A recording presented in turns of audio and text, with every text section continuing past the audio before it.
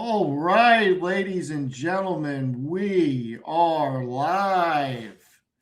Can you believe it, Tanner? We are live. We are live. Live. Before we get into anything, as always, please pause and read the disclaimer. Anything Tanner and I say are our own personal opinions. We do not know your situation. Please do your own due diligence. We do not know your situation. Keep that in mind.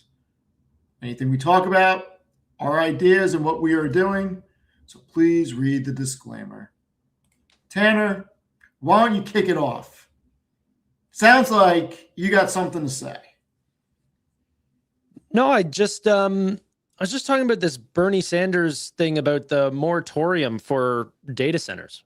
And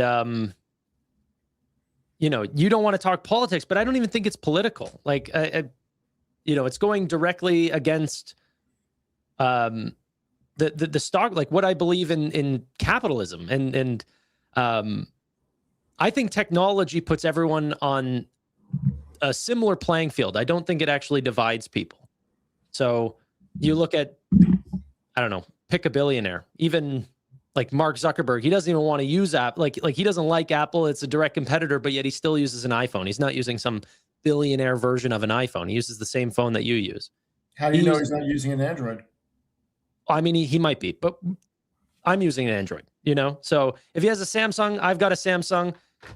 There's no billionaire 1% advantage there. There's no advantage on many of the newest technological advancements. And I think that a lot of the AI models that we are going to be using is going to be used by the same people who created them. And the reason why they would give up their top models is because of competition. There's not one winner, there's multiple winners.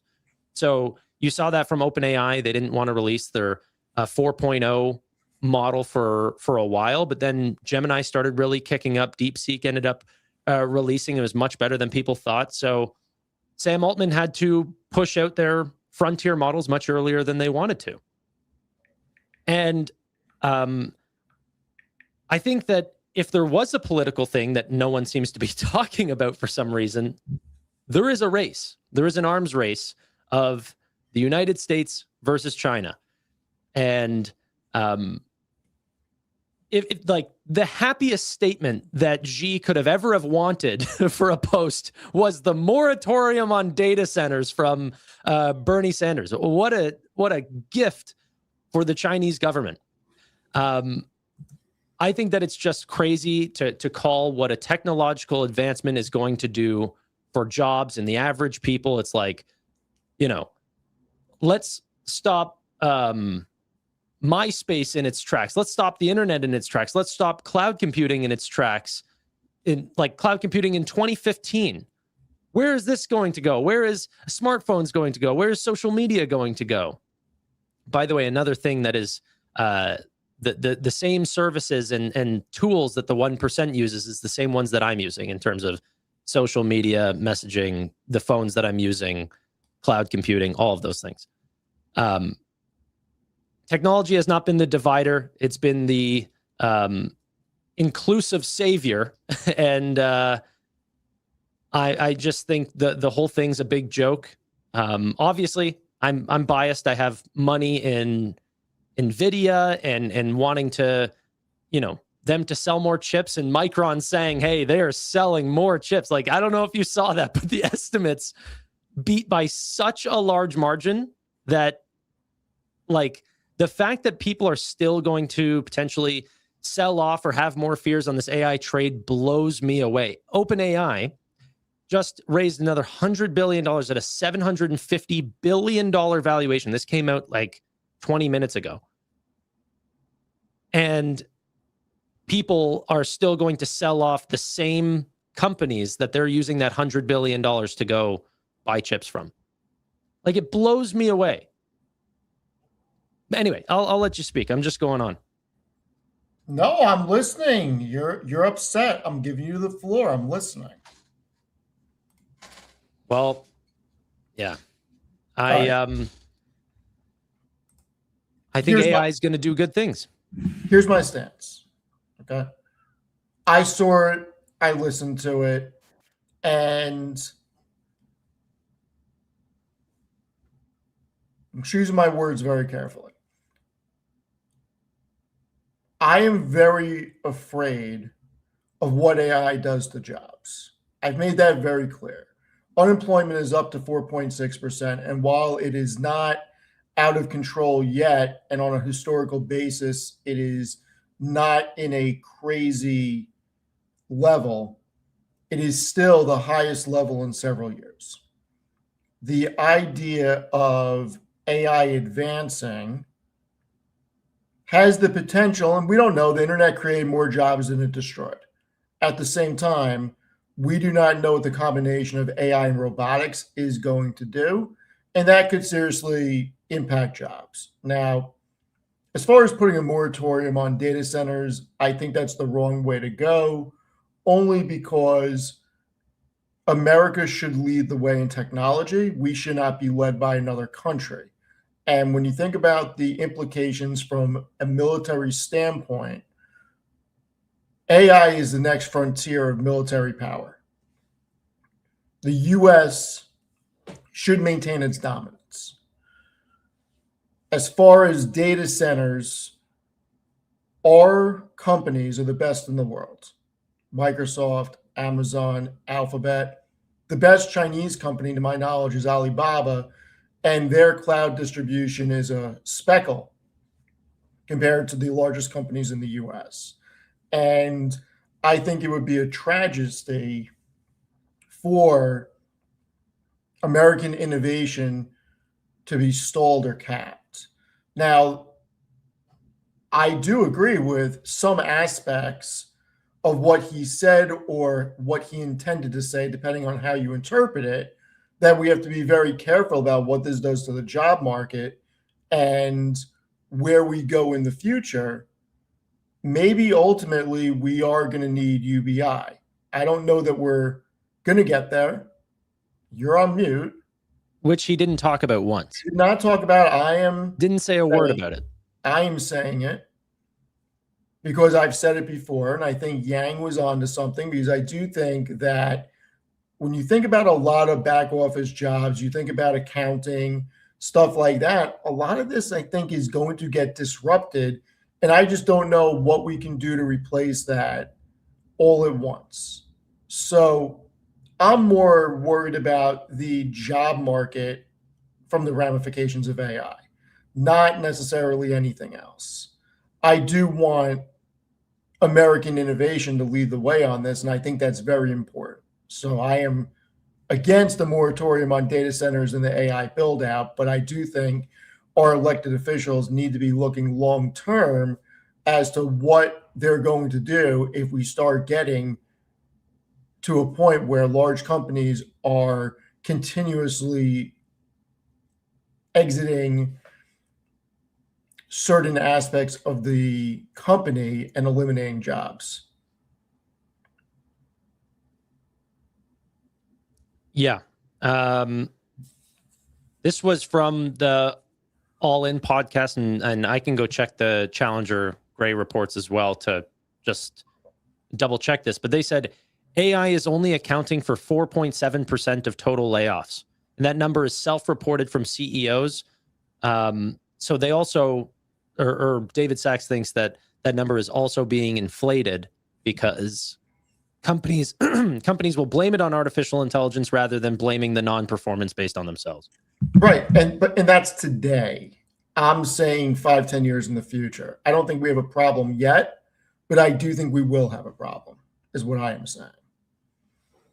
Yeah. Yeah. I think it might be a little too early to call, but yeah. Oh, it's very early to call. I'm not saying that it isn't. It's very early to call. What's it called? You were looking into Broadcom, however. I gotta tell you, the more it goes down, the more I like it. Dude, I mean, there's a lot of things going down right now. Are you interested in NVIDIA, perhaps, or?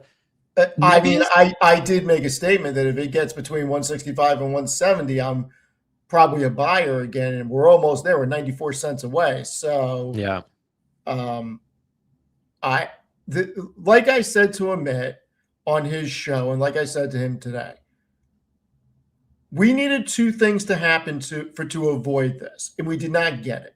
We got 50% of the equation. And last week, the Fed cut rates. We had a great FOMC meeting. We had great economic projections out to 2028. We got the first half of the equation right. And then Oracle comes out and screws everybody over. And the AI bears, and I put out a very long post about this on X. It was about 2,400 words. The AI bears, I said this was going to happen before Oracle reported.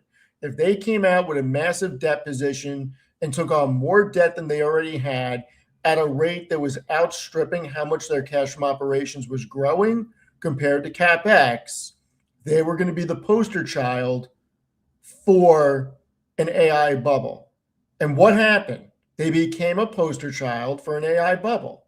And what Oracle is doing and how Oracle is deciding to fund their build out has nothing to do with everybody else. It didn't help that the next day, Broadcom reports what everybody thought was a strong quarter from a numbers standpoint. And then on the earnings call, they make a comment that they don't have clear visibility into AI revenue, which I think they meant they can't tell you how much it's going to be in the future and what mix of the new revenue is AI compared to other things. But this is the number that we're going to do, which would have been fine. I don't think they delivered it in that fashion. And that was the whipped cream on top of the icing, on top of the sundae to top everything off, because Oracle's numbers were so freaking bad. When you look at their balance sheet and their cash flow statement, it gave the bears and it gave the narrative all the kerosene to throw on top of the coals that were simmering to create the bonfire, because they are going about this from a much different position than the hyperscalers. And then you have the Blue Owl news. Blue Owl is one of the top tier equity firms out there. I would say them, KKR, and Ares Capital are the three big ones. And for them to back out is a big deal. This isn't some little firm. The other thing is, when you look at the backlog, Microsoft's backlog was $392 billion. For Oracle to come out with $560 billion or whatever it was, and it was so much more than Microsoft, so much more than Alphabet, so much more than Amazon. Now you have some people speculating how much of that is actually going to turn into revenue and be monetizable. And how long? What is the runway? Is this 2 years or is this 10 years? How long out is it? Because that's a lot of freaking RPO, especially when you look at their actual revenue. They did 16 billion in revenue in one quarter, and you're talking about having 590 or 560 billion in RPO. So Oracle gave the bears exactly what they wanted. I think this is a gift for a lot of companies, but it's going to be a lot of short-term pain. And unfortunately, we were in a situation where a lot of high beta names got to places they should have never been. You had pre-revenue companies or companies that are losing money that are not profitable get to multi 10 billion levels, 20, 30, 40 billion dollars when they have no business being there. People probably went on leverage and got called in a position where they had to sell into weakness because they didn't have the assets on hand to back up the freaking margin call.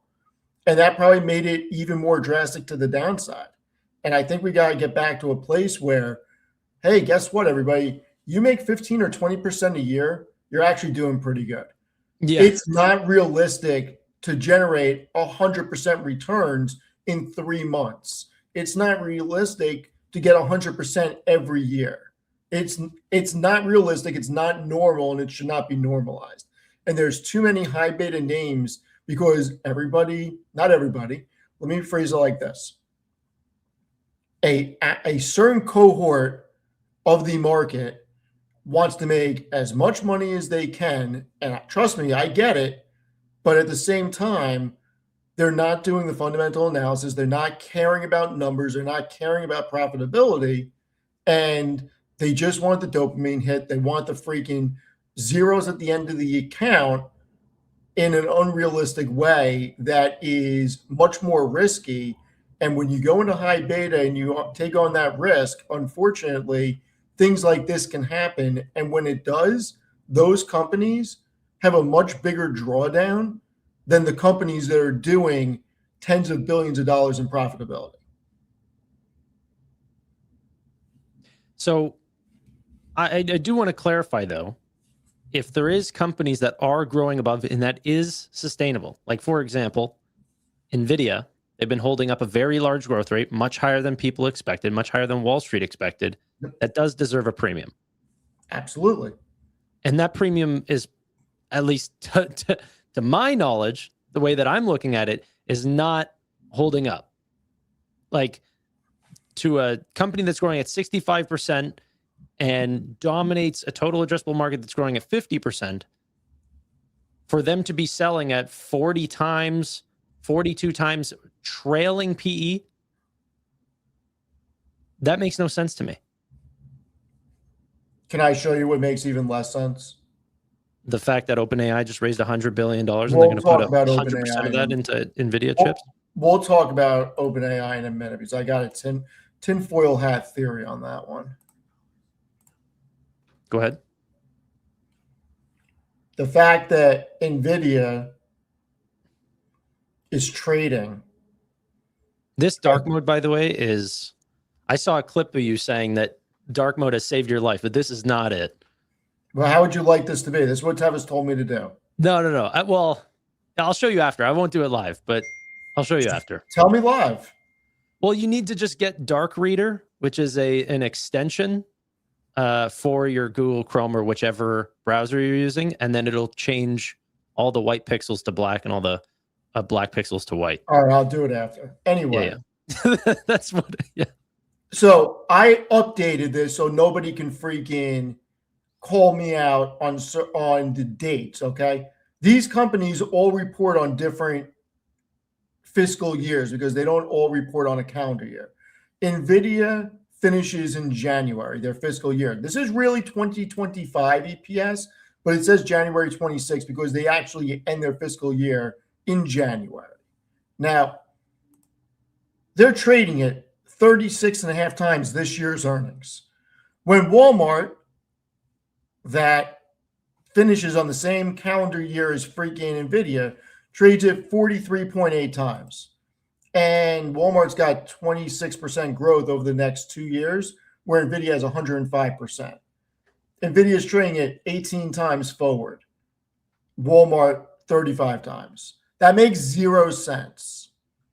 And you want to know what makes less than 0 cents? Costco. You want to know why? Costco is trading at 35.5 times. Thank God it's been coming down. But NVIDIA does Costco's entire net income in less than 4 weeks. Yeah, but look at the market cap too, though. I don't know if, like... I'm just saying. I know you're just saying, but... Just saying, they do Costco's entire net income in less than 4 weeks, and they have 5 times as much EPS growth over the next 2 years, yet it gets a bigger multiple. That's insane. Yeah. Yep. Microsoft, look, you have the greatest companies that have ever been assembled. You have the greatest CEOs, the greatest cash flows, and the greatest balance sheets in Microsoft, Apple, Meta, Amazon, and Alphabet. And Microsoft is trading at 21 times forward. Apple is 27. Little pricey, but not crazy for a company that does over 100 billion. And then Microsoft, Amazon, and Alphabet all trading under 24 times forward. And people want to think we're in an expensive market. Like, we may be in an expensive market with high beta names that don't deserve to be where they are. But my own opinion, I am not getting out of any of my big tech positions because I truly believe that this is going to reverse in 26. People seem to have forgotten how good Q3 earnings were and what these companies guided for. And oh, check the calendar, everyone. It's December 17th. In 1 month from now, we're back in earnings season. And in 5.5 weeks from now, big tech is reporting, and we're probably going to get record years across the board in revenue and profitability. And what's the thing story is, going to like, be then? if you look at Sigig's comment above, he says Costco, unlike Nvidia, is a proven company with a moat for decades, which is definitely true. Nvidia has had times of negative growth and then times of explosive growth. Absolutely, that deserves a premium over Nvidia. But sorry, that section of their premium deserves to be more. I think maybe putting up growth that is, 200% year over year, 65% year over year, 75% margins sort of fills that gap. But regardless, it has a higher multiple than Amazon that does have that success over decades. They're, an incredible moat. And then on top of that, they have the largest cloud segment. Like, I don't understand how Costco has a bigger multiple than Amazon. That stuff blows me away. It doesn't make any sense. It has all the benefits of the recurring revenue that Costco does, with also the explosive, like, fast-growing nature of, AI, robotics, owning your own delivery network, cutting out a lot of the third parties. Like, I really think Amazon should have that multiple that Costco does. I agree with you 100%. The problem with the Costco Amazon debate is everybody wants to talk about Costco's membership. They want to talk about the fact that it's recession proof. It's got a 2.97% profit margin. And Tannor obviously said this because he knows it's going to set me off, because Amazon can encroach on Costco's business anytime they want. All they have to do is call General Mills. What I got to back out, dude. This is a you comment. This is you. All they have to do is call the CEO of General Mills, call the CEO of Procter & Gamble, call the CEO of freaking Kraft Heinz, et cetera, and be like, listen, we want you to build a store on our website, e-commerce platform. It's not even a website, e-commerce platform. And we want to sell bulk. We'll take care of everything else. And then guess what? What's my time worth? If I can get everything that I want at Costco, except for the Kirkland brand stuff, on Amazon, how many people are going to stop going to Costco? Because it's a time suck to go to Costco. Amazon's already got the infrastructure. They can deliver it. And that should be something that Costco should be very worried about. Not to mention, here's the thing. Here, like, you know what? I don't like the investment as much as I like the product, but the product at Costco is unbelievable. Oh, I love it. Listen, I'm not allowed to go to Costco because I'll fill up 2 shopping carts with just candy and junk food. Do you know how long you're allowed to return an item for at Costco? No, I have no idea. Take a guess. Like, what do you think would be a reasonable business practice? 30 days, but you're probably going to tell me a year or some shit. Yeah, there is none. That's insane. So you can go, and this has been done, and people have taken advantage of this. They'll go buy a couch, live in it, like it be a fully used couch, and then return it and buy a new one. I mean, Costco, look at all the people that love it. Forever, no limit. Exactly. It's the best. And if you know about it, mwah. And then, you know what I like? You just find certain items at Costco you fall in love with. I'll be a forever user. So that's why I understand that they do have a premium. But I'm also going to be a forever user of NVIDIA too. Okay, but how about this? Costco and Amazon both sell on a product base the same freaking thing. The difference is one of them has a full cloud infrastructure. The other one does not. The other one owns all these media assets. The other one doesn't. Look at all the companies freaking Amazon owns. Completely. Which I think should all be beneficial to their multiple. 100%. Mhm. Amazon at this point, some of the parts is probably greater than the current valuation. And Tannor just wants to laugh and laugh and laugh, but I'm not going to. I'm going No, to so keep someone going. said that they could set up NVIDIA racks between the two spaces in the parking lot. So the problem is that Costco is never going to generate the revenue that Amazon does. It won't generate the profitability that Amazon does. It doesn't have the growth that Amazon does, but it gets a bigger multiple. We're in a broken market in some aspects because these companies are looked at as defensive. Well, last time I checked, Costco's dividend is for shit. Like, you're not buying Costco for the dividend. You're going to go buy a Verizon or Altria Group or Realty Income for the dividend. Or an NVIDIA. Let's not get crazy here. BM&R? Income investors are not going after Costco's dividend. They're going after other companies' dividends. And it really burns me that those two companies are trading where they are. And I wouldn't have a problem with it if the standard was 28 to 32 times for 18 to 24% EPS growth.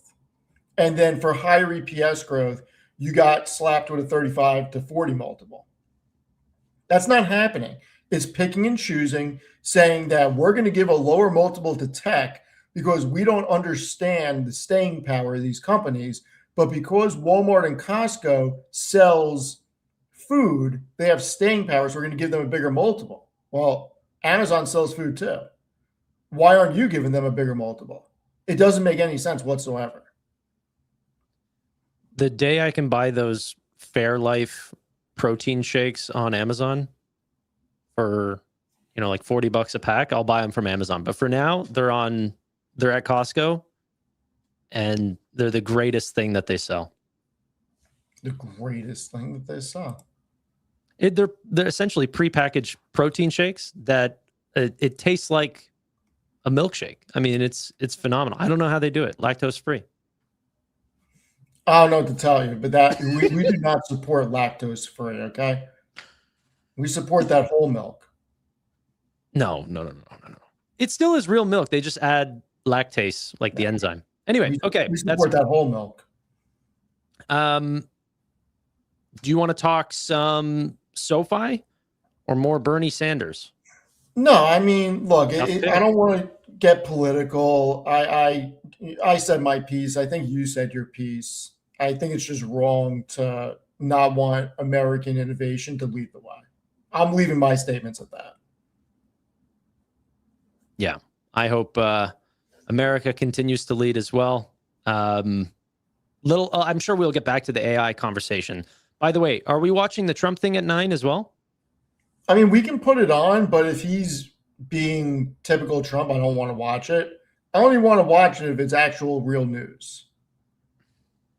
He lives in and not a freaking rally. You know what I mean? I get you. You're siding with your mayor. No, I'm kidding. I mean, I have to want my mayor to do well, correct? No, of course. It's just a. I mean, it would be pretty bad if I said, I want him to fail, because I don't. Like, I want New York to succeed. Fun little joke. Just a little joke, guys. Everyone chill. Mamdani Milk Gang. Look, I'm interested in what Trump has to say if he's actually talking about something. We'll take a look at it at 9. Yeah. But did you see the podcast that SoFi Anthony Noto was a part of? It's so boring to listen to. What? It was so boring to listen to. What are you talking about? Did you watch it through the clips that I clipped out, or did you try listening to the whole thing flat? No, the whole thing flat is so boring to listen to. I cut out the parts that you needed to listen to. So one, SoFi USD is being built on Ethereum. I'll show you this clip. It's only 45 seconds. Remember who said I didn't believe it was going to be built on Bitcoin? No one said it was going to be built on Bitcoin. No one said that. Everybody was saying a Lightning Network, Lightning Network. No. Okay, listen. I keep telling you're getting two things confused. If you go to send money via SoFi Pay right now, you are using Bitcoin. That's not up for discussion. You are like, you can go to Lightspark right now. They'll Sure. like, it is using Bitcoin.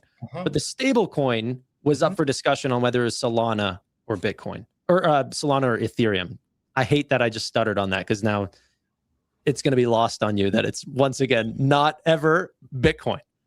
Are we allowed to show this or not? Of course. Yeah. Now, and in fact, the lady on the upper right and it retweeted this, so they like. Let me ask you something. I've never heard of these people. Who are they, and why did Noto go on? No idea. I had a source tell me that Noto is like it is an internal thing that they want to get their statement out there more. So I think he's going to be showing up on many more things. Yet he ain't coming on our show. Not a chance. He ain't coming on our show, and we're the most pro SoFi people out there. I know. That's why they don't need to turn any more heads. Everyone's already in love. So he's going to the places that don't know about him. And I honestly, that might be fair. But I'd say it's not. Let's go ahead and have a listen to this. It's only 45 seconds, but this is about their potential new products that, Steve, have a listen. Hold on. Before you do it, I'm sending him an email. Okay. I'm sending him an email saying, hey, I saw you come on this. What's the real reason you don't want to hang out with us? Okay. And yes, I do have his email address. He tweeted out his email address, by the way, the other day. Which one did he tweet out? Something like Anthony Noto at SoFi or something like that. Okay. But did you hear that whenever I played it for 1 second? You could hear the audio? I can hear the audio. Okay, perfect.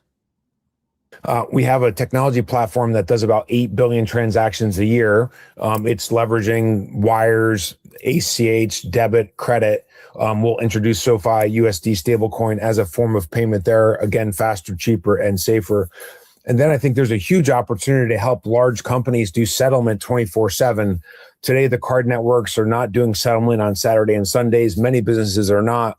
And SoFi USD could be used to make settlement on a 24/7 basis, and even doing it much more than once or twice a day. In addition to that, we're launching big business banking. SoFi USD will be a key component for all of the companies that want to operate in fiat and crypto to be able to do it in one bank.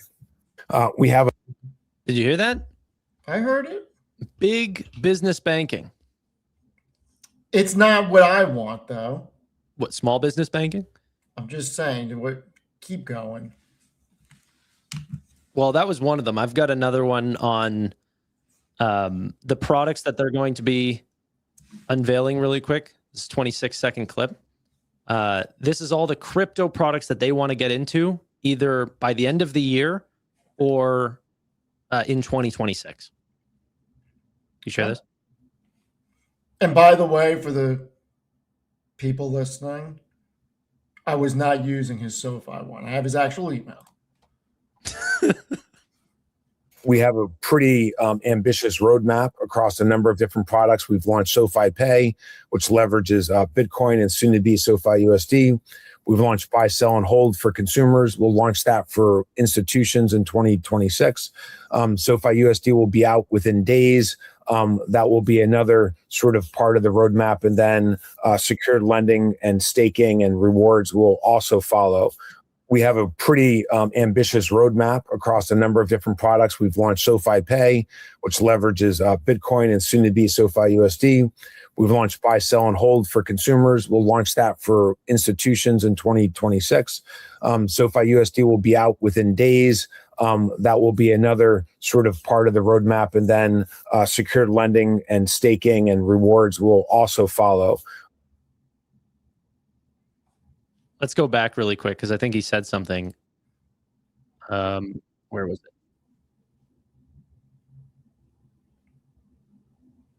it? You're right. You want me to put it back up? Yeah, just real quick. Pay, which leverages Bitcoin and soon to be so. Which leverages Bitcoin. Okay. All right, so hold on. Thank you very much, conservative millennial. Energy is the play. I agree with you. We need way more energy. I've been talking about energy for a while. Utilities are also going to do well. Jonathan, thank you very much. I'm not leaking the email, but I am sending him an email, and we'll see what happens. We'll see what happens. If he's going to start going on places, I think he should come on SoFi Weekly. Or FinTech Friday. It's not SoFi Weekly anymore. FinTech Friday.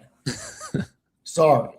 They're launching institutional trading, crypto trading, which, you know, I think that's really interesting. Maybe that's part of a Galileo product.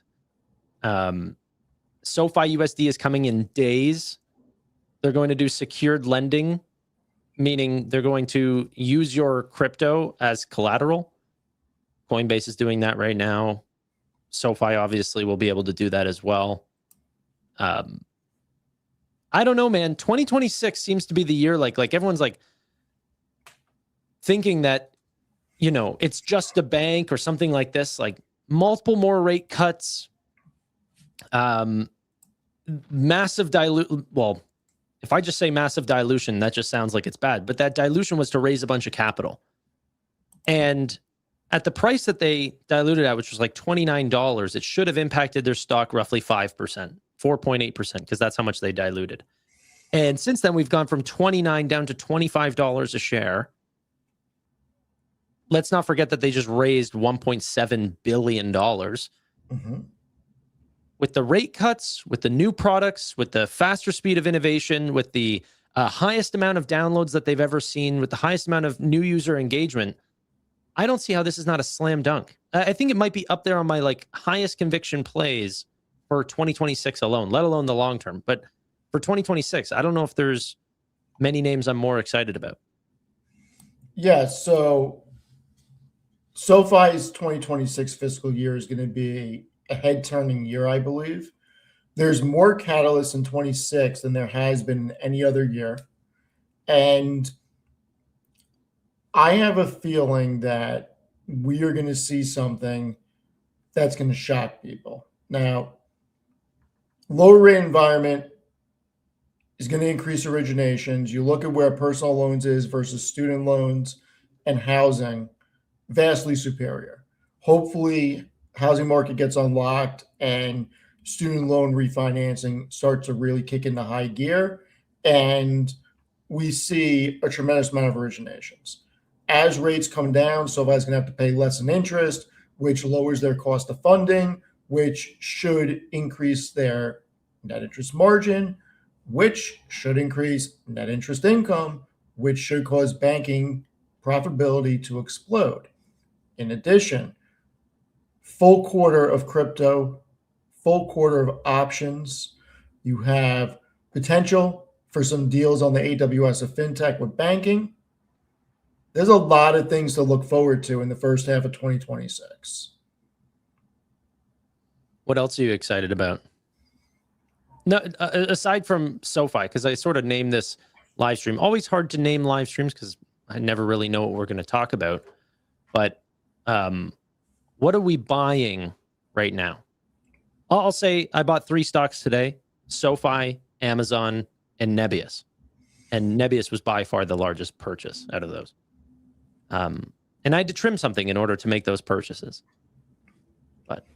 So I am getting dangerously close to starting a position in Broadcom.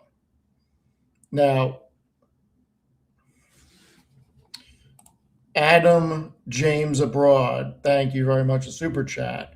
Are you guys selling SoFi covered calls for now? I am bearish until the market stabilizes, and we are also at key support levels right now. I could use the dollars. I am not, because there's not enough premium in it for me. Tanner? Yeah, same. I think I don't look to do covered calls too much whenever we're selling off like this. I think SoFi has the ability to rocket back very quick, and I don't want to have to deal with the rolling. So I usually do my covered calls very conservatively, and Yeah. So Broadcom, I think, was tremendously overvalued over 400. Okay. Tremendously. Okay, so we went from tremendously overvalued to now cheap enough to purchase. Well, it's gone from what, 415 or 420 down to 326 in like a week. Yeah. So what's your upside then if we get back to 400? That's back into tremendously overvalued territory. So I'm hoping Broadcom continues to go down.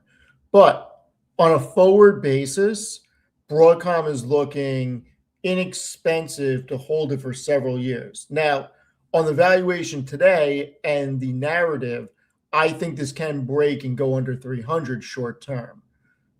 It's getting to be at an interesting point to start a position for at least a 2 to 3 year hold, probably more like 5 years, because the amount of growth that they should have over the next 2 or 3 years is going to be huge. Oracle, I am not bullish on, in all seriousness. I know the forward earnings look incredible. This looks like a slam dunk from a forward earnings basis. From a valuation standpoint and how dirty the balance sheet is, and I'm not saying it's going to get there.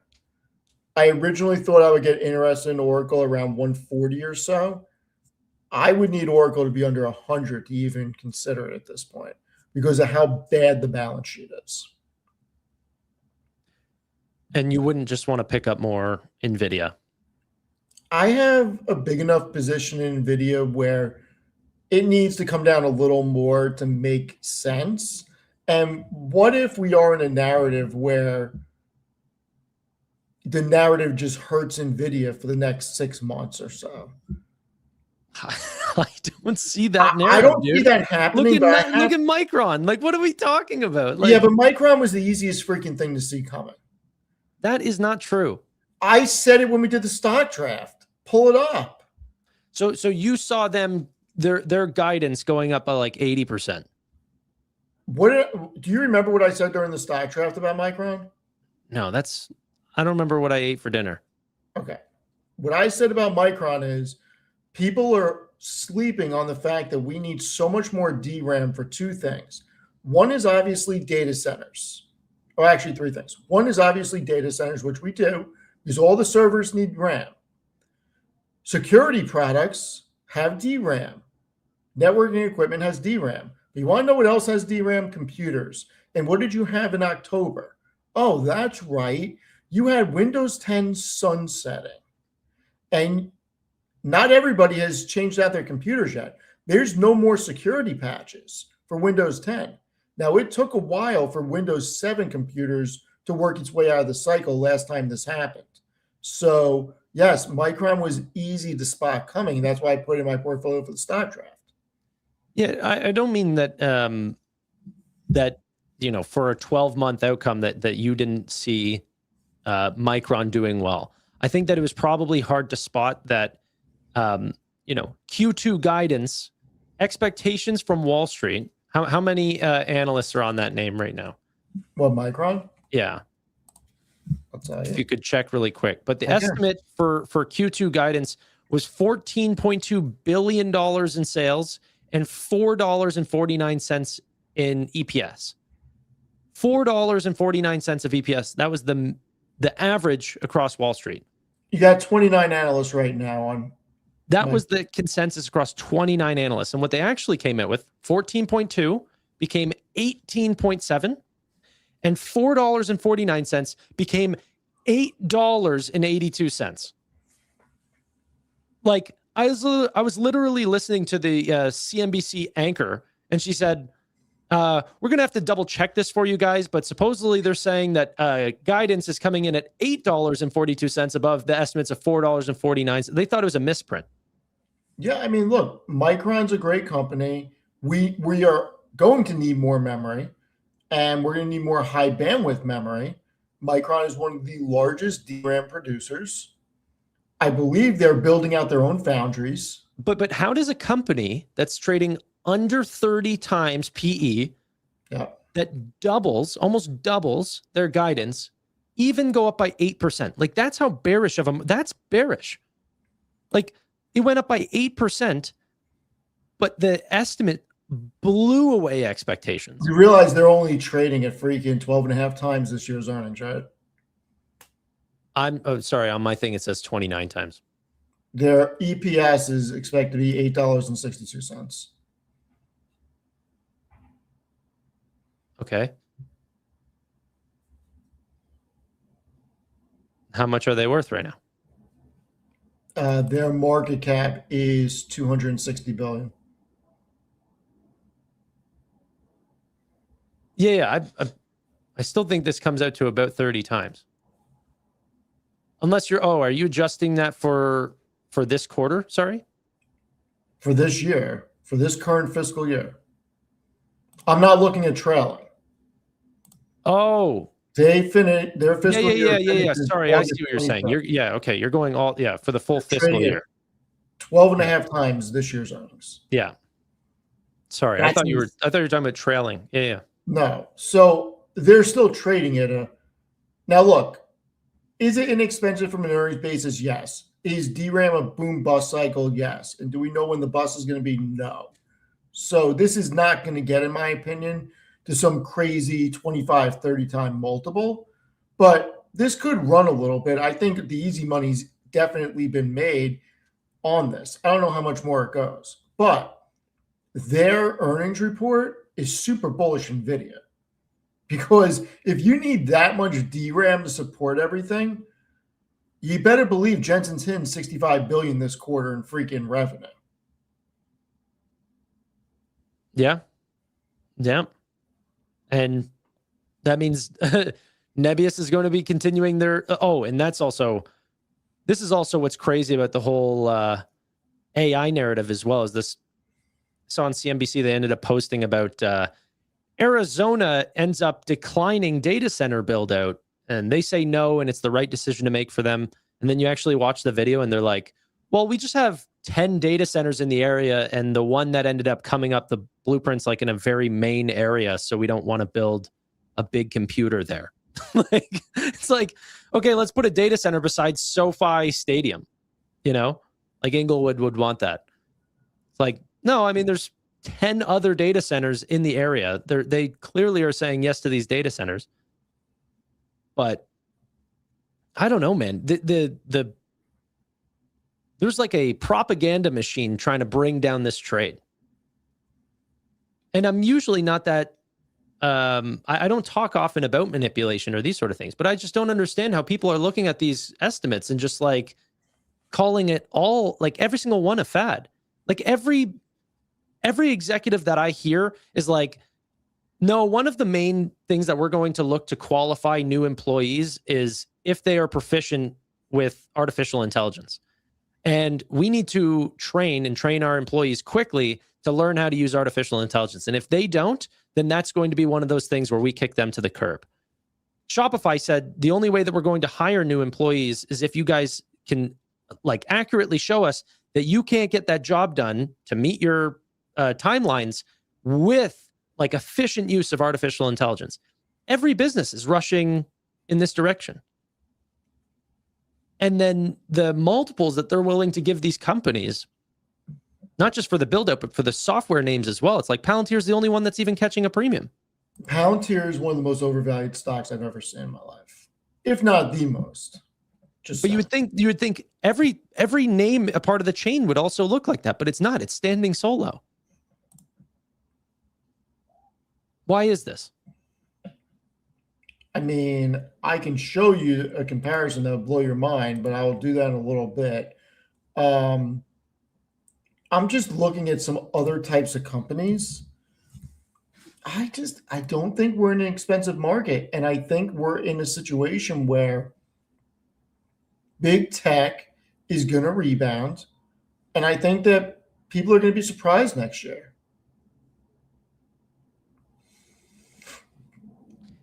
Do you think how that this are the Trump Bears announcement betting against American innovation is what I want to know. How? Who is? The Bears are betting, like people who are listening to the Bears are listening to people that do not want America to exceed and are betting against American innovation. And if we know anything from technology from the past 3 decades, is that technology is not stagnant and it is always advancing. And we are always innovating.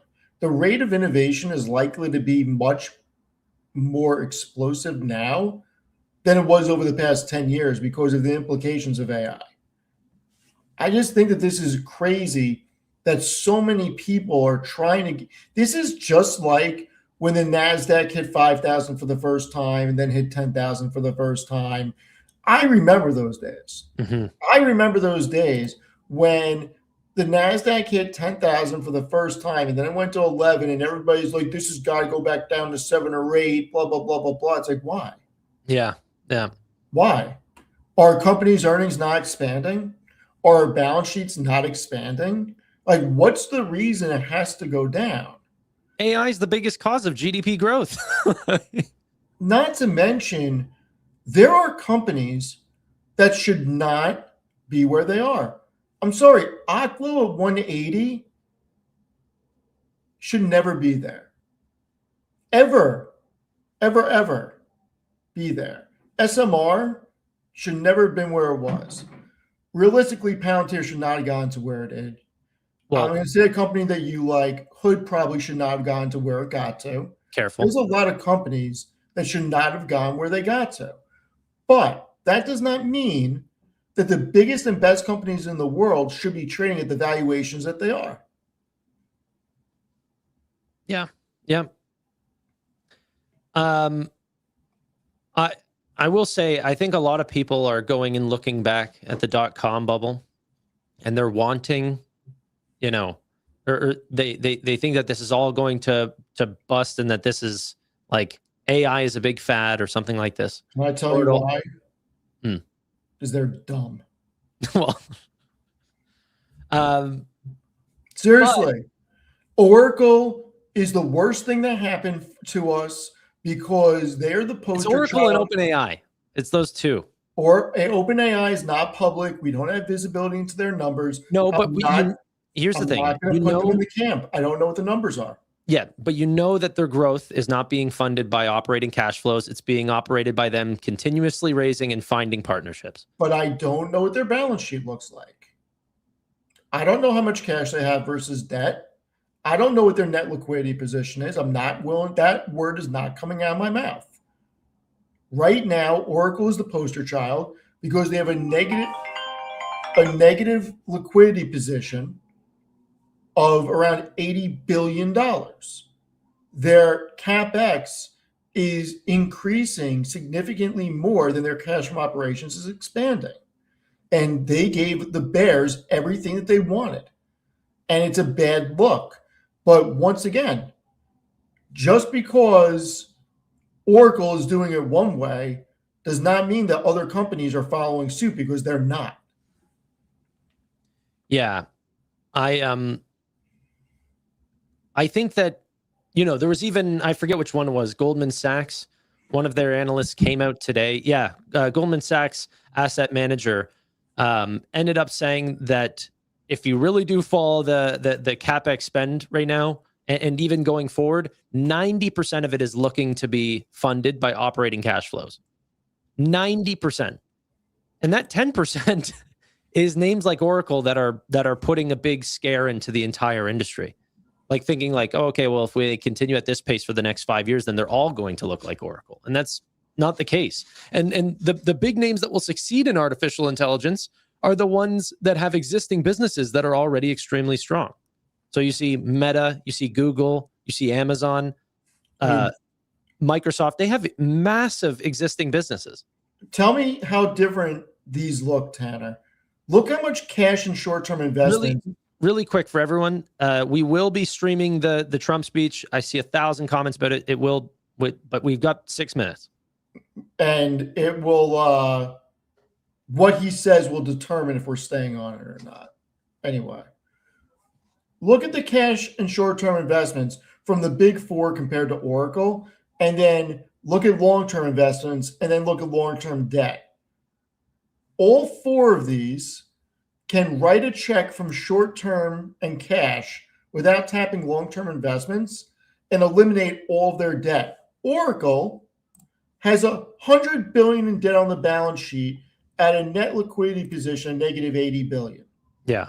That's By the way, not good. Steve, you're one of the greatest friends that I've met on the internet.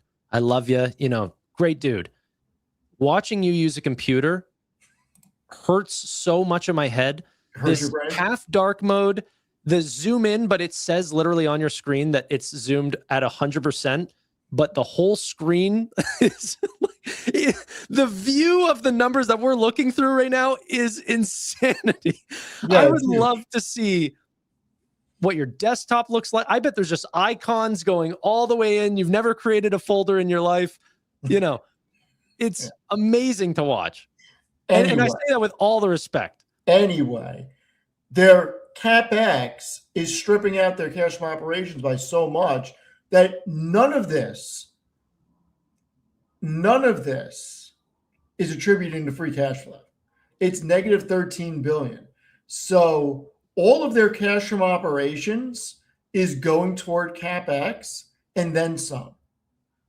It's a tale of two cities. The problem is it's only one company that's screwing it up for the rest.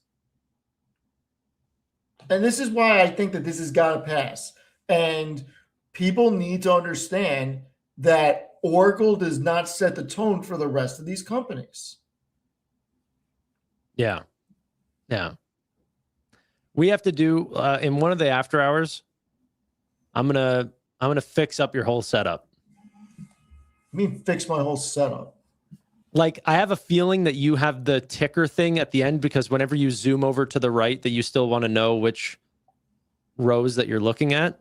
I can solve all when that. I zoom in that big, I want everybody on screen to be able to see what companies they are. I know what companies they are. Okay, but go back. I'm going to show you an awesome Sheets. This is going to save your life.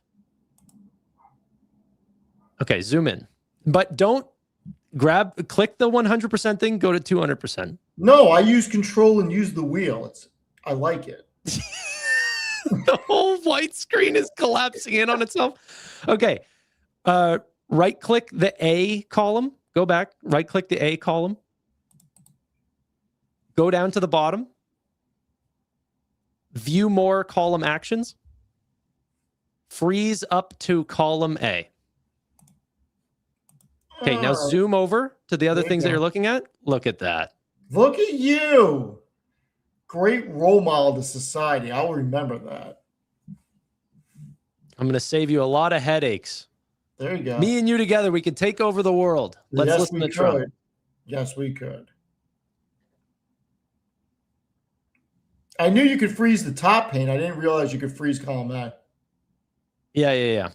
You can freeze multiple columns too. So if you need multiple columns to stay still. Tim Sweeney with the UBI. Thank you, Tim. By the way, I'm not going to see a penny of that from Tevis. So, yeah, just for future reference, I do appreciate it. Tim Sweeney. And Tim, thank you for messaging me on X. I would not have seen that interview until I actually talked to Tannor. So thank you.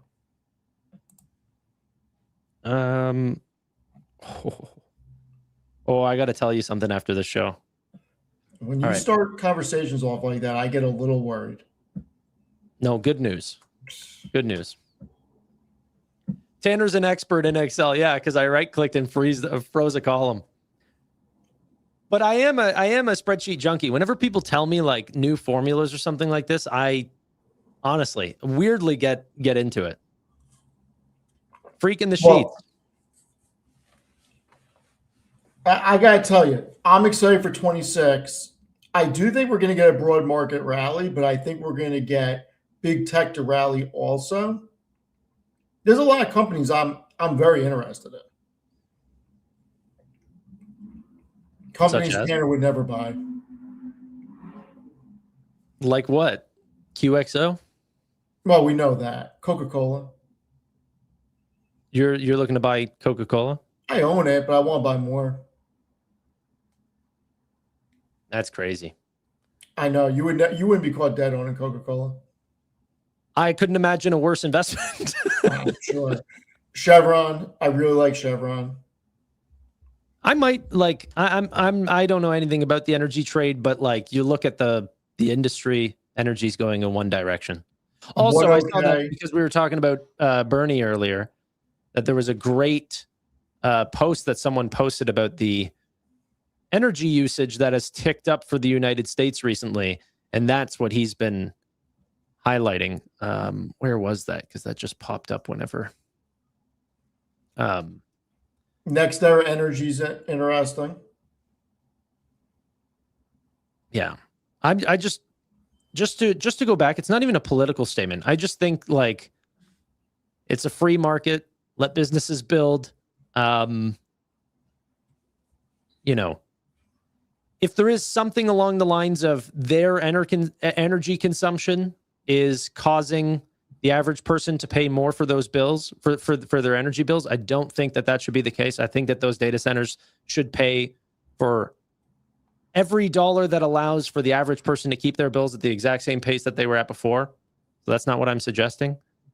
But also, they've got the margin to pay for it, so they still would do that.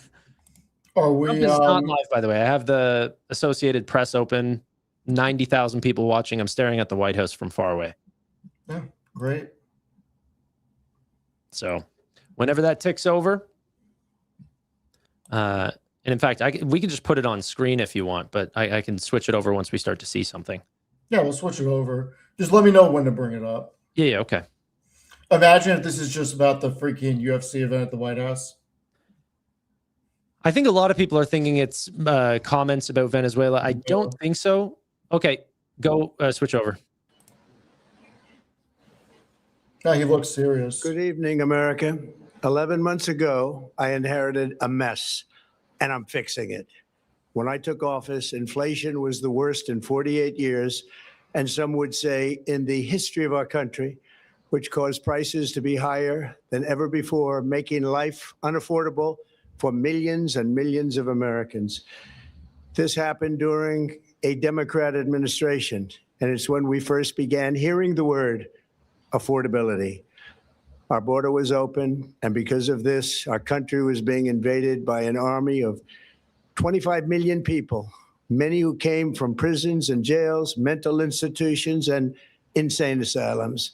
They were drug dealers, gang members, and even 11,888 murderers, more than 50% of whom killed more than one person.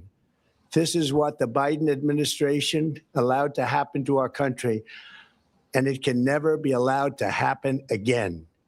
We had men playing in women's sports, transgender for everybody, crime at record levels with law enforcement, and words such as that just absolutely forbidden. We had the worst trade deals ever made, and our country was laughed at from all over the world, but they're not laughing anymore. Over the past 11 months, we have brought more positive change to Washington than any administration in American history. There's never been anything like it, and I think most would agree. I was elected in a landslide, winning the popular vote and all 7 swing states and everything else, with a mandate to take on a sick and corrupt system that really just took the wealth from people and crushed the dreams of the American people. For the last 4 years, the United States was ruled by politicians who fought only for insiders, illegal aliens, career criminals, corporate lobbyists, prisoners, terrorists, and above all, foreign nations, which took advantage of us at levels never seen before. They flooded your cities and towns with illegal aliens. They decimated your hard-earned savings. They indoctrinated your children with hate for America. They just released a level of violent felons that we had never seen to prey on innocent. They caused war. They caused mayhem. They caused a horrible situation all over the globe. But now you have a president who fights for the law-abiding, hardworking people of our country. the ones who make this nation run, who make this nation work. And after just 1 year, we have achieved more than anyone could have imagined. Starting on day one, I took immediate action to stop the invasion of our southern border. For the past 7 months, 0 illegal aliens have been allowed into our country, a feat which everyone said was absolutely impossible. Do you remember when Joe Biden said that he needed Congress to pass legislation to help close the border? He was always blaming Congress and everyone else. As it turned out, we didn't need legislation. We just needed a new president. We inherited the worst border anywhere in the world, and we quickly turned it into the strongest border in the history of our country. In other words, in a few short months, we went from worst to best. We're deporting criminals, restoring safety to our most dangerous cities. Just take a look at Washington, D.C. It's at levels of safety that we've never seen before. And they decimated the bloodthirsty foreign drug cartels. We did that all by ourselves with our people, and we're so proud of it because they were poisoning and destroying our population. Drugs brought in by ocean and by sea are now down 94%.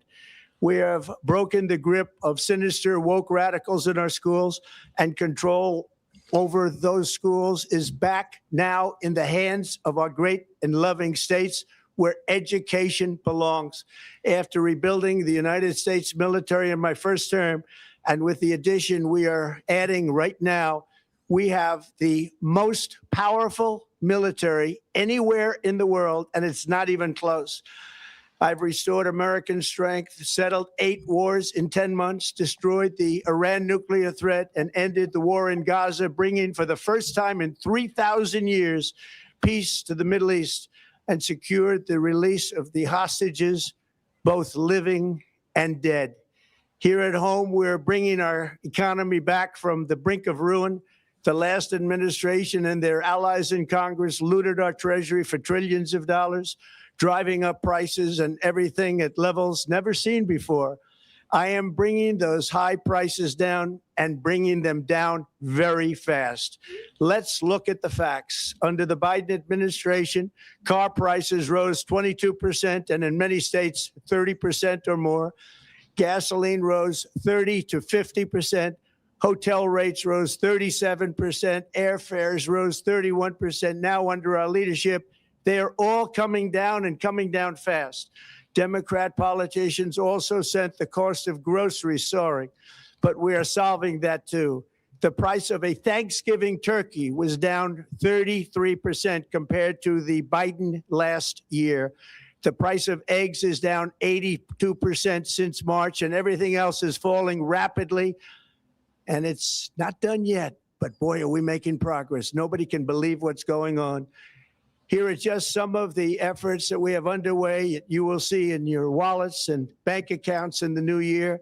After years of record-setting falling incomes, our policies are boosting take-home pay at a historic pace. Under Biden, real wages plummeted by $3,000. Under Trump, the typical factory worker has seen a wage increase of $1,300. For construction workers, it's $1,800. For miners, we're bringing back clean, beautiful coal. It's $3,300. And for the first time in years, wages are rising much faster than inflation. Remember that. The wages, just look at it. Wages are going up much faster than inflation. How big is that? Very importantly, there are more people working today than at any time in American history, and 100% of all jobs created since I took office have been in the private sector. Think of that. 100% of all jobs have been in the private sector rather than government, which is the only way to make a country powerful and great. This historic trend will continue. Already, I've secured a record-breaking $18 trillion of investment into the United States, which means jobs, wage increases, growth, factory openings, and far greater national security. Much of this success has been accomplished by tariffs. My favorite word, tariffs. which for many decades have been used successfully by other countries against us, but not anymore. Companies know that if they build in America, there are no tariffs, and that's why they're coming home to the USA in record numbers.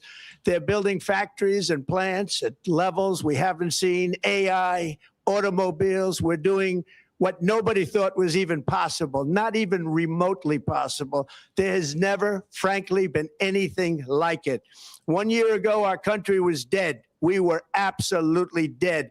Our country was ready to fail, totally failed. Now, we're the hottest country anywhere in the world. And that's said by every single leader that I've spoken to over the last 5 months. Next year, you will also see the results of the largest tax cuts in American history that were really accomplished through our great, big, beautiful bill, perhaps the most sweeping legislation ever passed in Congress. We wrapped 12 different bills up into one beautiful bill. That includes no tax on tips, no tax on overtime, and no tax on Social Security for our great seniors. Under these cuts, many families will be saving between $11,000 and $20,000 a year, and next spring is projected to be the largest tax refund season of all time.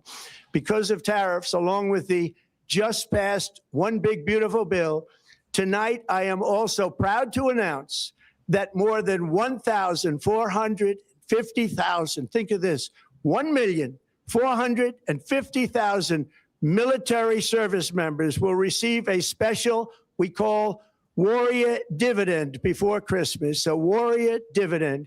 In honor of our nation's founding in 1776, we are sending every soldier $1,776. Think of that. And the checks are already on the way. Nobody understood that one until about 30 minutes ago. We made a lot more money than anybody thought because of tariffs, and the bill helped us along. Nobody deserves it more than our military, and I say congratulations to everybody. And by the way, we now have record enlistment in our military, and last year we had among the worst recruitment numbers in our military's history. What a difference a year makes. In addition, I'm doing what no politician of either party has ever done, standing up to the special interests to dramatically reduce the price of prescription drugs. I negotiated directly with the drug companies and foreign nations, which were taking advantage of our country for many decades, to slash prices on drugs and pharmaceuticals by as much as 400, 500, and even 600%. In other words, your drug costs will be plummeting downward. And I used the threat of tariffs to get foreign countries who would never have done it to pay the cost of this giant dollar reduction. They stopped ripping us off, and it began as of 4 days ago. There has never been anything like this in the history of our country. Drugs have only gone up, but now they'll be going down by numbers never conceived possible. It's called Most Favored Nation. And no president has ever had the courage or ability to get this done until now.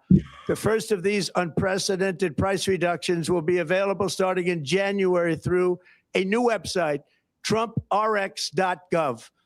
And these big price cuts will greatly reduce the cost of health care. I'm also taking on the gigantic health insurance companies that have gotten rich on billions of dollars of money that should go directly to the people. The money should go to the people. That's you. So they can buy their own health insurance, which will give far better benefits at much lower costs. It will be far better health insurance.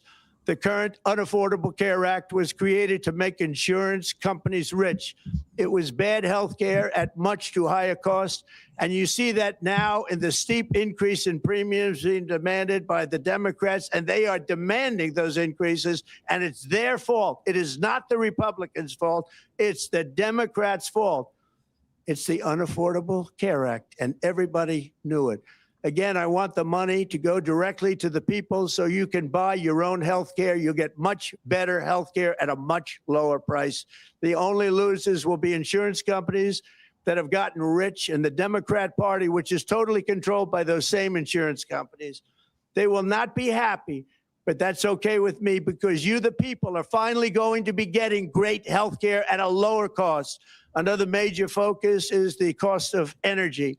For years, the radical left Democrats exploited the green energy scam as an excuse to funnel many billions of dollars into their own massive slush funds as their energy restrictions drastically drove up prices, and they drove them up at record levels. Electricity costs surged 30 to 100% under Biden, and the typical family lost $5,000 to $10,000 in higher energy costs. Think of that, $5,000 to $10,000 you lost. On day one, I declared a national energy emergency. Gasoline is now under $2.50 a gallon in much of the country. In some states, it, by the way, just hit $1.99 a gallon.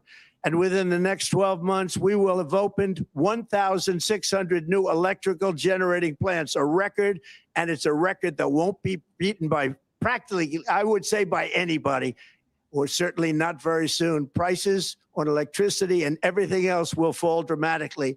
The Democrat inflation disaster, again, the worst in the history of our country, also robbed millions of Americans of home ownership and indeed the American dream. The yearly cost of a typical new mortgage increased by $15,000 under Democrat rule. In 11 months, we've already gotten that annual cost down by $3,000, and it's coming down a lot lower. Wait till you see, the numbers are going to be shocking. And I'll soon announce our next chairman of the Federal Reserve, someone who believes in lower interest rates by a lot, and mortgage payments will be coming down even further. Early the new year, and you will see this, in the new year, I will announce some of the most aggressive housing reform plans in American history. A major factor in driving up housing costs was the colossal border invasion. We have never been invaded. This is the worst thing that, frankly, in my opinion, the worst thing that the Biden administration did to our country is the invasion at the border. The last administration and their allies in Congress brought in millions and millions of migrants and gave them taxpayer-funded housing while your rent and housing costs skyrocketed. Over 60% of growth in the rental market came from foreign migrants. At the same time, illegal aliens stole American jobs and flooded emergency rooms, getting free health care and education paid for by you, the American taxpayer. They also increased the cost of law enforcement by numbers so high that they are not even to be mentioned. For the first time in 50 years, we are now seeing reverse migration as migrants go back home, leaving more housing and more jobs for Americans. In the year before my election, all net creation of jobs was going to foreign migrants. Since I took office, 100% of all net job creation has gone to American-born citizens, 100%. In the end, government either serves the productive, patriotic, hardworking American citizen, or it serves those who break the laws, cheat the system, and seek power and profit at the expense of our nation. Look at Minnesota, where Somalians have taken over the economics of the state and have stolen billions and billions of dollars from Minnesota and indeed from the United States of America. And we're going to put an end to it.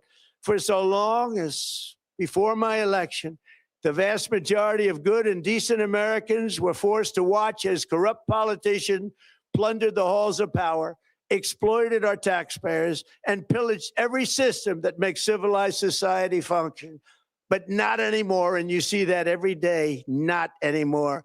We're putting America first, and we are making America great again. Very simple. We are making America great again.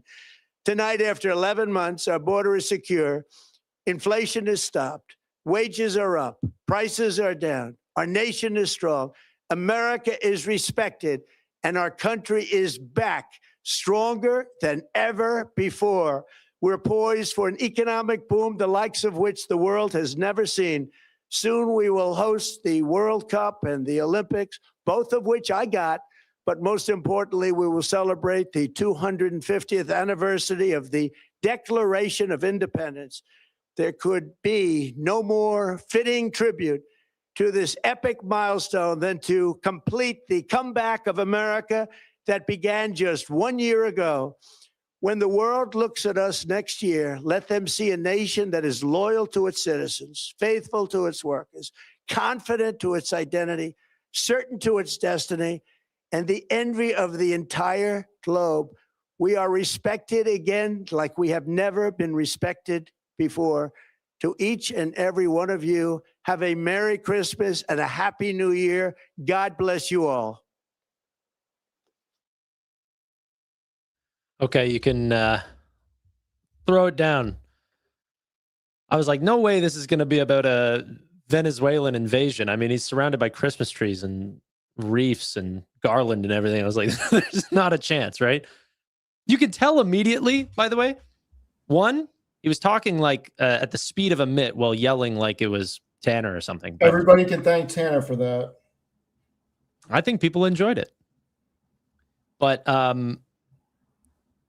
you know, it's what I find amusing sometimes is you could tell whenever he's reading and he stays very focused, and then immediately his voice, his demeanor, his actions, his hands, everything changes whenever he goes off script. He's like, we have the Olympics and the World Cup, both of which were me. The market is sold off for 5 days? What? You think he did that since the market has just sold off for the past couple of days? I don't know. Maybe. I don't think it like, you think that's going to change anything? I think that the dovish Fed thing was nice. Listen, I think sending checks to military service is great. Yeah. But I was very talking specifically. Military, so I'm especially 1776 is the number. I love the numbers. So listen, I love that. They deserve it. I'm not making a political. I was just talking about what I think is nice for the markets. But yeah, I do think that that part was good for the markets. Was the dovish Fed that might change things, but yeah. Listen, I think we get rates down to 2.5% in 27. His energy was different though. Like, did that feel like a normal Trump speech? Yes. Yes. All right. I did not think so. I thought he was talking extremely fast. I thought the one part, the first time I heard him say that he was going to slash prices by 500 to 600%, I was like, all right, I know what he means. He means divide it by 5 to 6 times. Like, I get it. And then he said it again. And then this time was about probably the third or fourth time that I heard him say that. And I'm like, is this in the script? Like, that's not how math works. You can't slash prices by 600%. And then he said, we're putting up numbers that no one can conceive of. And I'm like, no, I get it. Yeah, I cannot conceive of slashing prices by 600%. And I get what he means, but I'm just surprised that it's still in the script. But yeah. Where were we, Steve? I don't know. Where were we, Tannor? We're talking about AI. We're talking about... That killed your mood, eh? Look, I knew it was going to be like this. What did I say? You're an American. You don't get like hyped up on an American speech? I look at the numbers all the time about where agricultural is, where commodities are, what the livestock prices are at. This is all stuff that I know.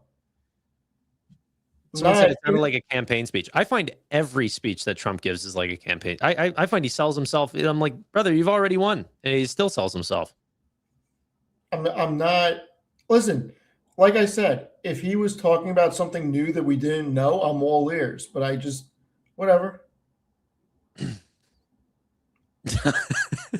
It's funny that you guys are saying that I have TDS when you don't even know who I voted for. No, I'm not. Dude, I'm not making a political statement. I'm not, Look, there are things that I like, and there are things I don't like. And who'd you vote for, Steve? This was nothing more than a rally cry. I was hoping to learn some elections. Give us your checklist. Who'd you vote for? Through all of them. I don't remember. All right. I don't remember. Put this towards, as Jonathan just donated $10. Put this towards your Trump gold card, Tanner. Thank you. This was funny. I swear Barron must have puts on the market, told Trump to talk about tariffs. That's hilarious. Thank you, Adam James. NVIDIA growth slows in 2 years. AMD should be 5. And then Jonathan is trying to get Tanner a gold Trump card. That's great. If I were to live in the States, Stephen, Yes. where do you what state do you think would match my vibe? Where do you think I would be housed the best? Wisconsin? What's in Wisconsin? Nothing. Okay. I was not expecting that. Yeah, like North Dakota, Montana.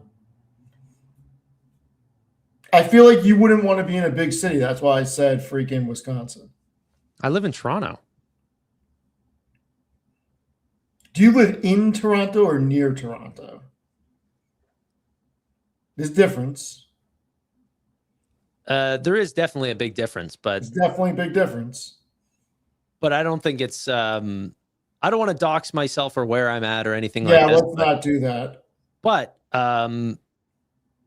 I don't think Wisconsin is anywhere remotely, the idea of being in the city or around the city. Thank you, Sergio. Amit's always more than welcome, but Yeah, Amit knows that he is always more than welcome. yeah, I send him an invite like anytime that I see him in the chat, and he's always welcome to come. Yeah, I don't know. I mean, I don't know. You have a much more laid back vibe, so I think you need to be somewhere in Middle America. That's yeah, all right. I don't think you'd cut it in New York. Let's just say that. But like, all right, yeah. No, I just feel like people in Middle America are like, that's like where the men live. Like those people take care of themselves. I don't take care of myself. People take care of me. Like, right, but doesn't that give you a little bit of like California vibe or something? I think you'd get too annoyed in California, especially what you said about Sanders already. So there's no way you're living in California. Yeah, but there's got to be a good middle ground. I mean, I don't even know of Wisconsin. I'm sorry, guys, but like, what is Wisconsin even known for? Dude, cheese. Jeez, I'm lactose intolerant. A lot of people in our chat are from Wisconsin. Mitt says, Tanner, you need to move into my building. Bro, you need to stop with those allegations, all right? New York is close enough. You couldn't cut it in New York. I would love to see you trying to drive around New York City. I think you get flustered. I don't even drive here. I wouldn't own a car in New York. I'd wait for an Uber. Nice Waymo, maybe, perhaps. Yeah, I don't think I could. I think Wisconsin was a terrible. No, I think you need to be out of the way. Wisconsin, Montana, Dakota. I think you need like 10 or 20 acres and just relax. Oh, that's what you think of me? Yeah. Oh, man. I think I'm more of a condo kind of guy on the water. Oh, then Miami's great for you. Get you a nice floral freaking bun down. Miami sounds more like it for sure. Yeah. Get you some linen sport jackets.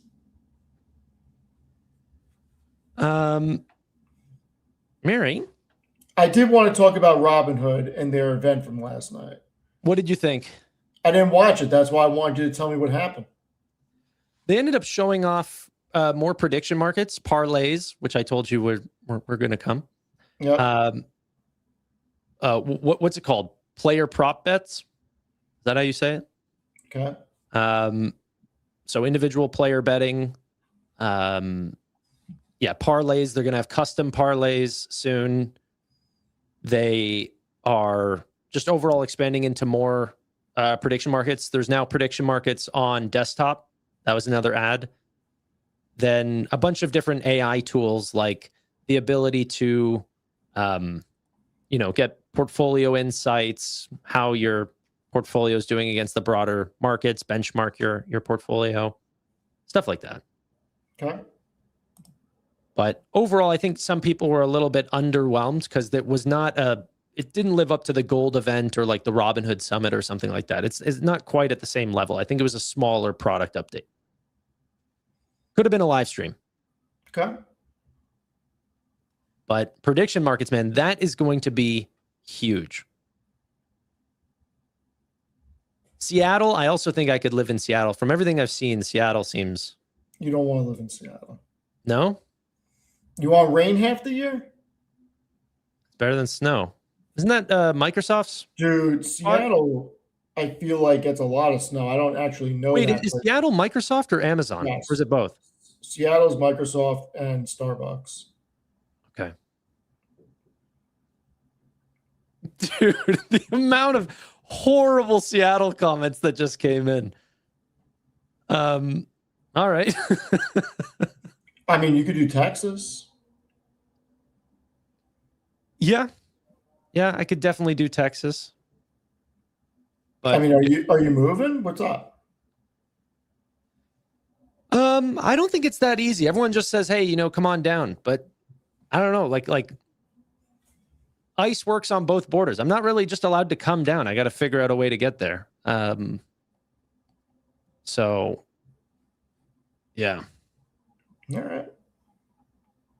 And that's even if I do, but boy, oh boy, like whenever it starts snowing here and like it's snowing, it's nice and cold. I definitely look to be like, okay, well, how do I move?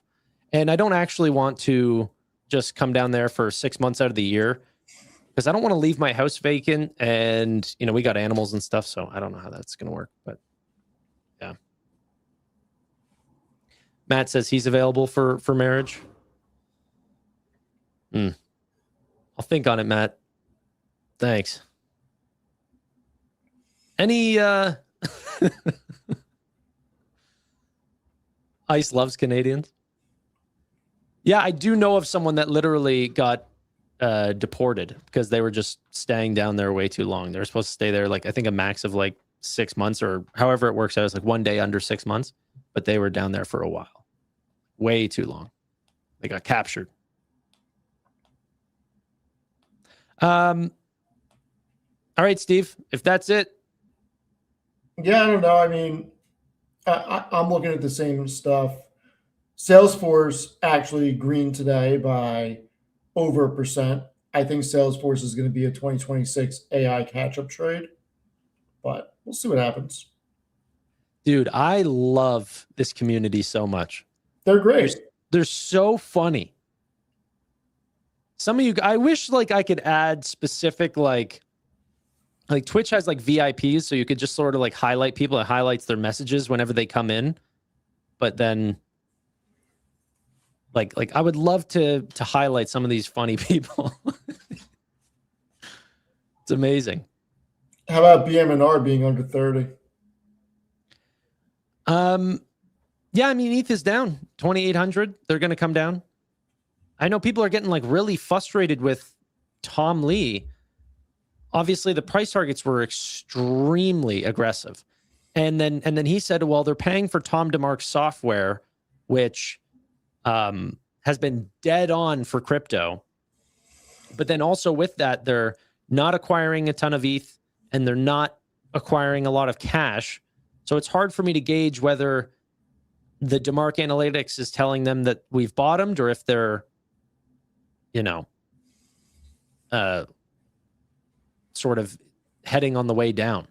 We need all the stablecoin stuff to take off in Q1 and really see some volume on it and see how much throughput there is so we can start to gauge how much Ethereum is going to get burnt off from it. Yeah. JP Morgan just launched their thing on Tuesday, JPMD. I mean, how are we going to be able to actually gauge what the throughput is? Because I really am interested to see how much, if Ethereum is going to be deflationary or not. Is there going to be a running tally somewhere? Oh yeah. You can see the amount that they burn pretty much anywhere. You just type in like ETH supply over time. There'll be a couple different sources. Artemis, you have what's the other one? Anyway, there's a couple of them. Glassnode, some of these ones that will track Ethereum issuances, that will track the burn rates, all that sort of stuff.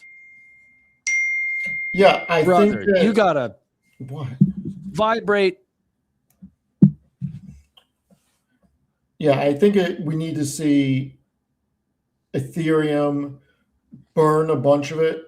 I think we need to see a lot of throughput. Stable coins cannot come quick enough. And, unfortunately, Tom Lee made a very aggressive call that people took very seriously, and we're nowhere near those levels. And there's 16 days left in the freaking year. So I think that's getting people burnt out on crypto right now. We'll see. Yeah, no, the problem with retail, or the thing that we struggle from, is if we have a very quick sell-off and then, return back to the norm, no one has a problem with that. Everyone buys the dip. Very, very easy. Liberation Day was super easy for us. However, whenever we have these long, drawn-out, slow sell-offs, everyone just starts to get, deflated and worn down on crypto, on equities, especially crypto, because it's hard to look back and just say, hey, what do I hold here? Is there a revenue? Is there a net income generating business behind this? I mean, we got to address something that Maddie said, because he's right. I mean, look, a lot of people said that there's not going to be a crypto winter this time around. And I don't know if we're having a crypto winter or not, but I said from the beginning, Ethereum is incredibly volatile. You look at a 5-year chart, and we have had massive drawdowns. This is nothing new. And hopefully these drawdowns establish higher lows. It's going to take a little bit to rebound. This is nothing out of the blue. Yeah. We'll see.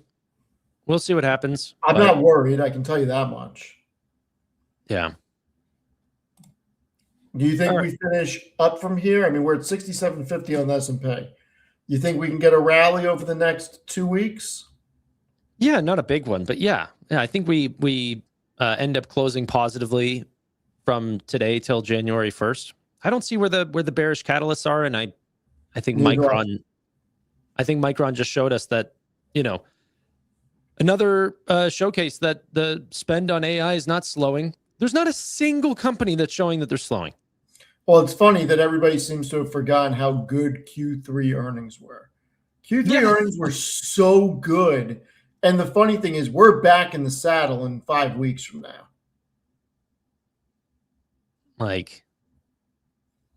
Yeah, I don't know. All right, let's wrap. I don't know how to wrap. Ladies and gentlemen, thank you all so much for watching. Really do appreciate your time. Make sure you guys hit the subscribe button. Tannor needs to get in the sauna, everyone. It is true. Tannor needs to get in the sauna. How is your sleep score? Is it good? I didn't track it yesterday, but honestly, I'm having kind of a bit of a problem with my watch, so I'm going to buy a ring. You're going to get one of those Aura rings? Yeah, I think so. I was in a meeting today. 2 people had them on. Yeah, out of 8 people. I might get an Aura ring, or I might get a Whoop as well. But my watch right now is lifting up a bit, and it'll shoot like that green light. I don't know what it's doing, but it'll wake me up from my sleep. So it's causing my sleep score to be affected by monitoring it. No bueno. No bueno. So definitely thinking of doing a Whoop or an Aura ring. Not sure. Yeah. All right. Well, you should go get in the sauna. You should relax. And we'll see what happens. Steve is not going to freestyle. And we'll see what happens. Hopefully we're up tomorrow. Ooh, The futures are looking good. Look at the NASDAQ futures up 133 points. Little Trump pump? Are we getting a little Trump bump? Maybe. Seriously, though, ice the boys. And Hong is joking, but it's very, very real. You got to ice your boys in the sauna. We'll see if we get a Trump bump. I mean, who knows? Is 7,000 still in play? I don't know. I hope so. Okay. The wrap should have been wrapped by now. No, we have news. Hold on. House passes Republican healthcare bill without extending ACA subsidies. It just came out 20 minutes ago. Michelle just said that that's a useful tip. All right. This can't be why the market's up. It's got to be because of the Trump conference. Dude, end the stream. You can't do this every week, or else I'm going to start having to set up the streams. This is why we don't let Tannor set up the stream, everyone, because he'll just end it on you. I'm trying to delay this. No, there's hundreds of people leaving the stream right now. I know, because you said you want to kill the stream. Yeah. All right, ladies and gentlemen, we will see you next Wednesday. Hopefully the markets finish the week green. Enjoy the rest of the night. Go relax. Tanner's going to get in the sauna. I'm going to go watch TV. Talk to everybody tomorrow. Have a good night. Bye for now.